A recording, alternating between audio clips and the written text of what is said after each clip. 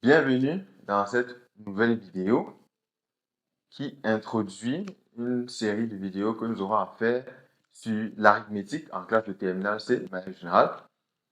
Et pour cette vidéo, de manière spécifique, nous allons nous intéresser à la notion de division euclidienne dans N, l'ensemble des entités naturelles. Et nous allons aussi parler des systèmes de numération. Bon, avec des cas particuliers, système de numération binaire et système de numération décimale. Donc, pour entrer rapidement dans le vif du sujet, nous allons commencer par énoncer le théorème de la division euclidienne dans N, que nous allons généraliser dans l'une des vidéos prochaines, de manière générale dans Z. Donc, nous allons donc noter théorème. C'est bien théorème. Alors, que nous dit ce théorème? Au départ, nous avons A et B, deux entiers naturels, avec B non nul. Et au départ, on se donne A et B, deux entiers naturels, avec B non nul, B différent de 0. Le théorème de la division euclidienne dans N nous dit tout simplement qu'il existe un unique couple. Il existe un unique couple QR d'entiers naturels comme ceci, tel que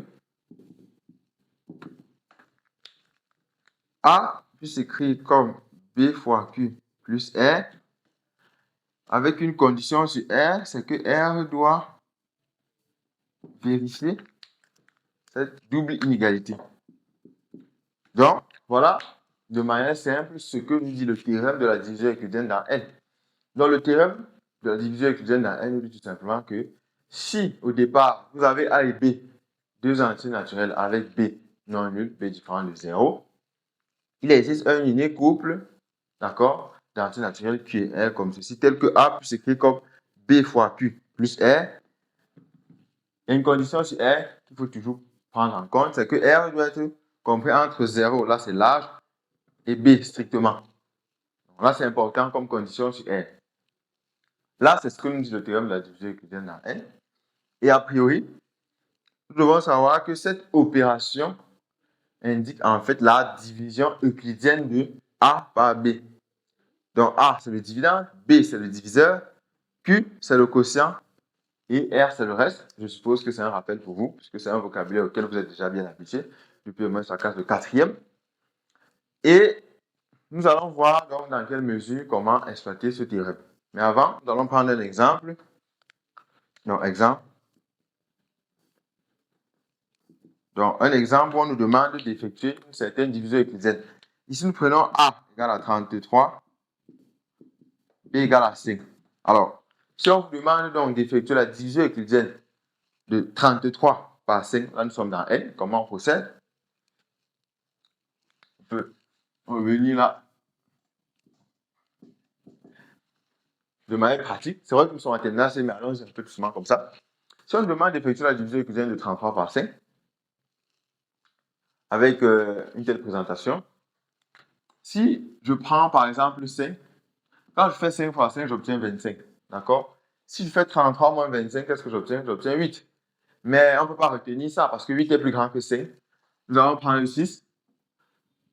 En prenant 6, on voit si ça marche. En faisant 6 fois 5, ça donne 30. En faisant déjà 33 moins 30, on obtient 3, qui est bien plus petit que 5, donc on peut retenir ça. Donc là, ça va donner 30. En faisant donc la soustraction, on obtient 3. Et comment on va donc réécrire ça sous forme d'égalité? Ceci veut tout simplement dire que 33, c'est 5 fois 6, qui est bien 30, plus 3, tout simplement. Donc, c'est vrai que j'y suis encore à lire comme ça, mais généralement, nous allons aller un peu plus rapidement, d'accord? Et en effectuant dans la division euclidienne de 33 par 5, nous obtenons Q, c'est-à-dire le quotient, et nous avons le reste, qui est 3, qui vérifie bien cette condition. 3 est bien compris entre 0 et 5. Donc, voilà l'exemple, d'accord, de division euclidienne dans N.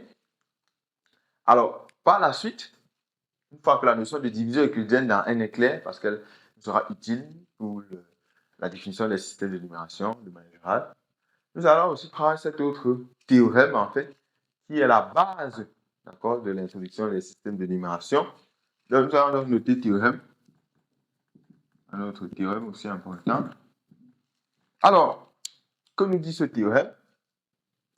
D'abord, pour l'énoncer clairement, nous allons introduire un certain nombre de variables. Donc, au départ, nous avons B supérieur ou égal à 2, c'est un entier. Nous avons M, un entier naturel non nul. Donc, autrement dit, M est supérieur ou égal à 1. Donc, au départ, nous avons B, un entier supérieur ou égal à 2. Et nous avons M, un entier naturel non nul, donc supérieur ou égal à 1 ou moins. Comme ça. Alors, que nous dit ce théorème? Ce théorème nous dit seulement ceci. Il dit seulement ceci. Il existe, donc lorsque j'ai un B et un M comme ça, il existe d'abord un certain entier naturel, bon, qui généralement est non nul. Et il va aussi exister une suite A0 comme ça, A1 jusqu'à AN, qui sont en fait des entiers naturels, pour être précis. Et toutes ces variables qui existent sont telles que l'entier naturel M peut s'écrire comme la somme des AI fois B à la puissance I. Là, c'est I à la de 0 à N.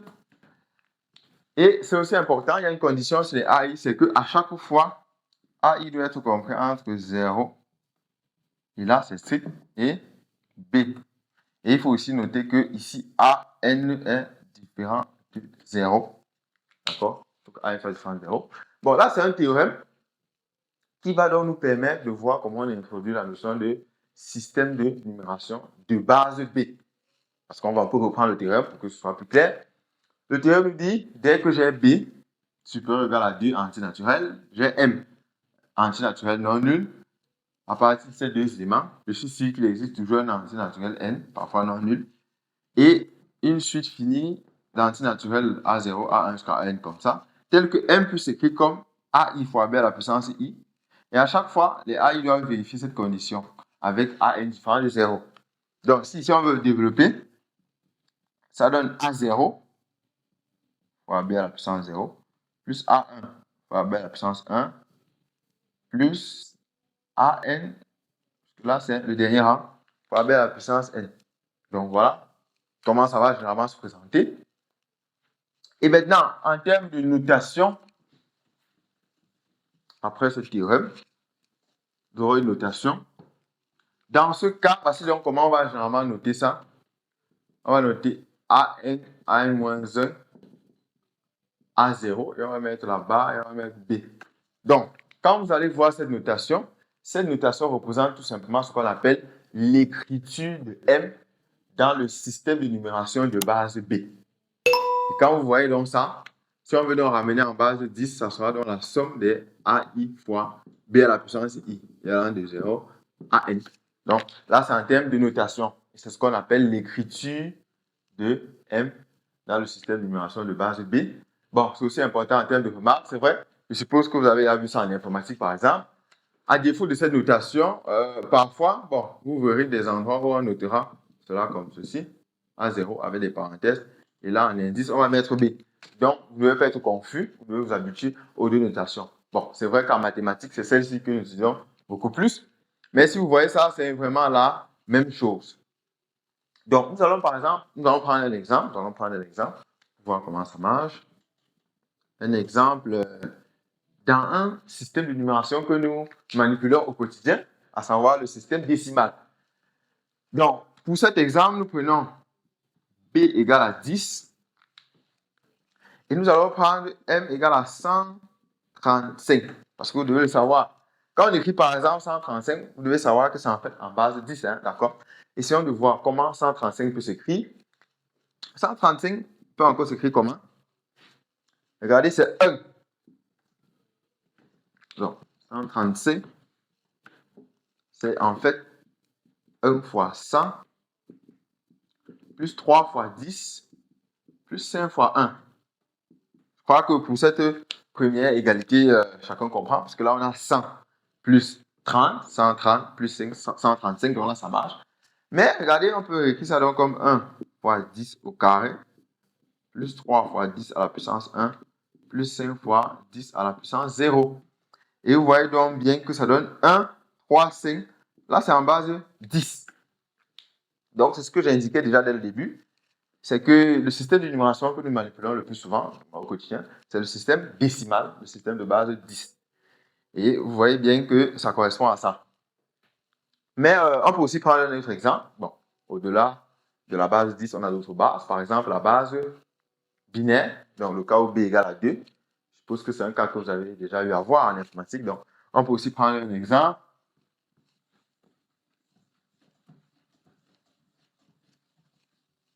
Donc, b égale à 2, par exemple. Nous pouvons, par exemple, prendre m égale à quoi? M égale à 1, 0, 1.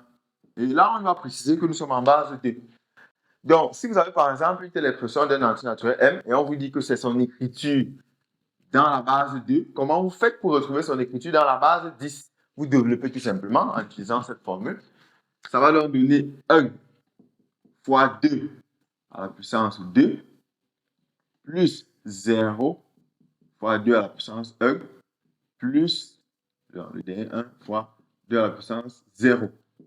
Donc, voilà un peu comment ça marche. Et vous pouvez donc réduire.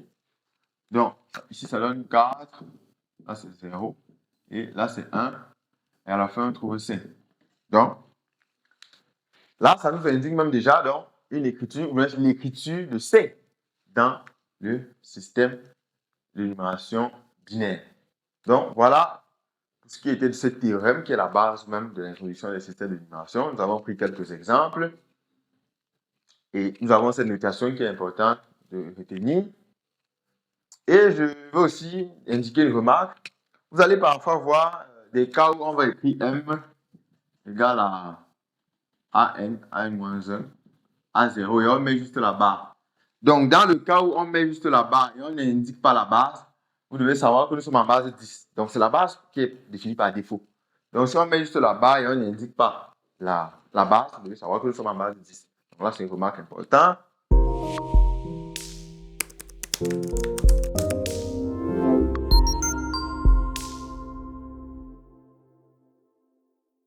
Après avoir introduit les préliminaires pour ce cours, notamment la division euclidienne dans N, et ensuite ce théorème qui est à la base même des systèmes de numération, nous allons voir comment, de manière pratique, on procède pour déterminer l'écriture d'un entier naturel non nul donné au départ dans un système de numération de base B, B étant donné dès le départ.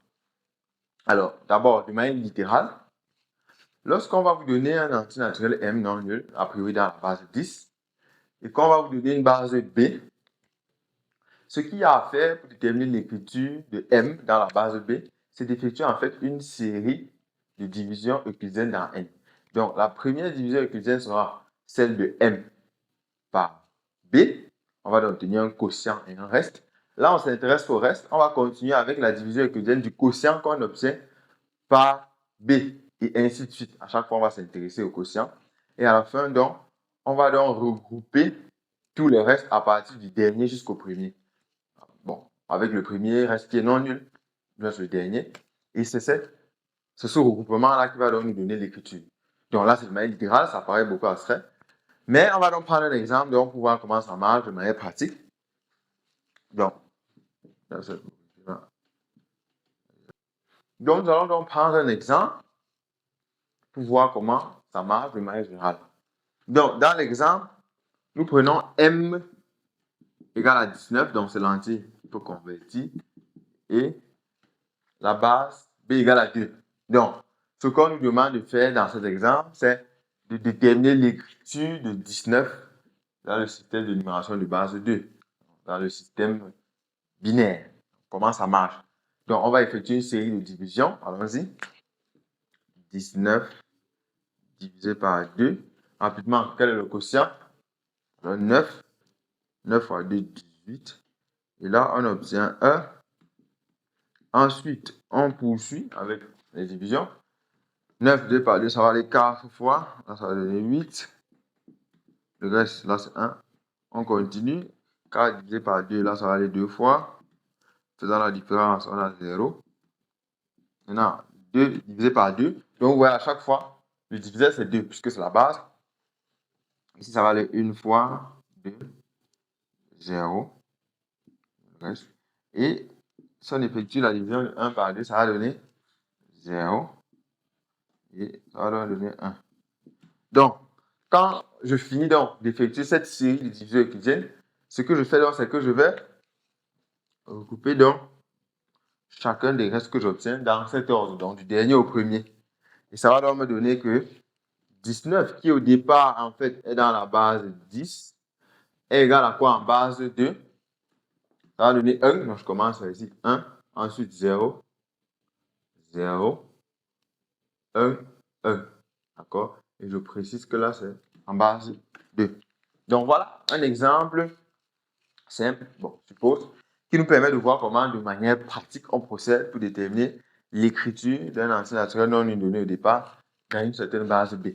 Donc là, c'est pour le cas B égale à 2, mais voilà comment on procède de manière générale, quelle que soit la valeur de B, pour avoir cette écriture. Donc, vous effectuez juste une série finie, elle est finie forcément, une série de divisions euclidiennes dans N comme ça, et à la fin, vous regroupez les restes du dernier jusqu'au premier. Et ici, le premier reste que vous prenez doit être non nul, a priori. Et voilà donc le cas où M égale à 19, comment on a procédé, on a pu déterminer l'écriture de 19 dans le système binaire.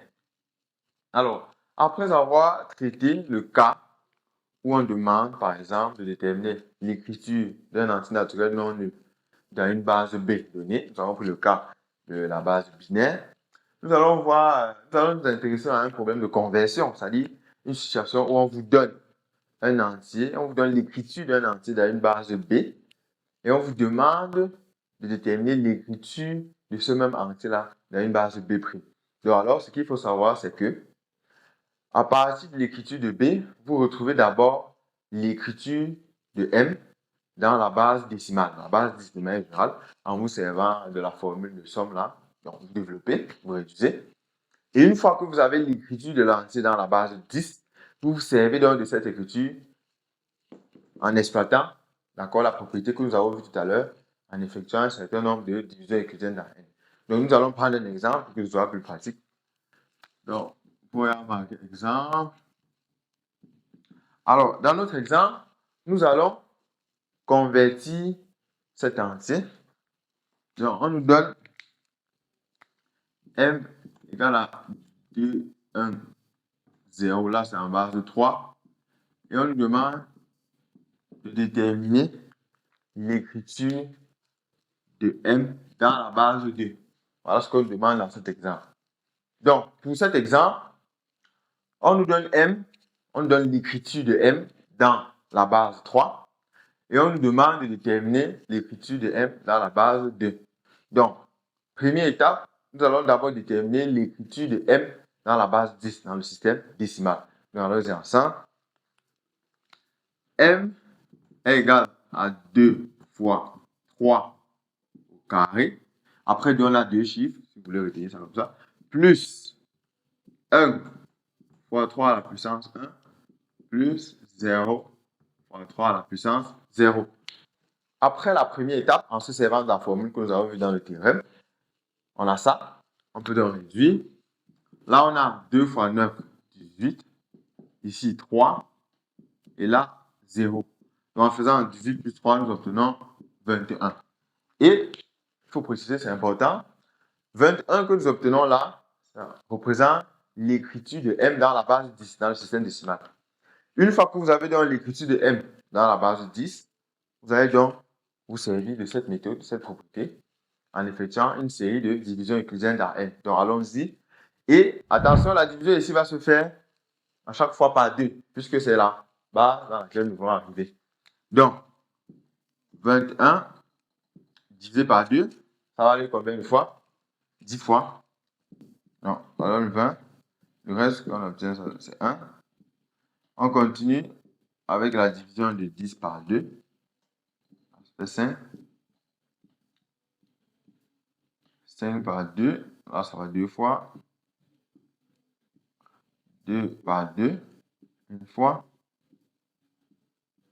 Et 1 par 2. Là, ça va aller 0. 0. Et quand vous finissez donc, puisque à partir du moment où vous avez un quotient qui est nul, vous arrêtez, vous allez donc remonter la chaîne pour avoir l'écriture de M dans la base 2 ça va nous donner M, qui au départ, c'est 2, 1, 0, en base 3. En base 2, donc, ça va nous donner 1. Ensuite, 0, 1, 0, 1. Et il faut toujours préciser la base, que là, c'est dans la base 2. Donc, voilà donc comment, de manière pratique, étant donné l'écriture d'un ensemble naturel dans une base, comment on fait pour déterminer son écriture dans une autre base de données. Donc, première étape, première des choses à faire, c'est de déterminer son écriture dans la base 10, la base décimale. Et une fois que vous avez cette écriture, vous effectuez cette division écriture successive par la base, la nouvelle base dans laquelle on veut travailler. Et à la fin, vous remontez les restes pour avoir donc l'écriture recherchée.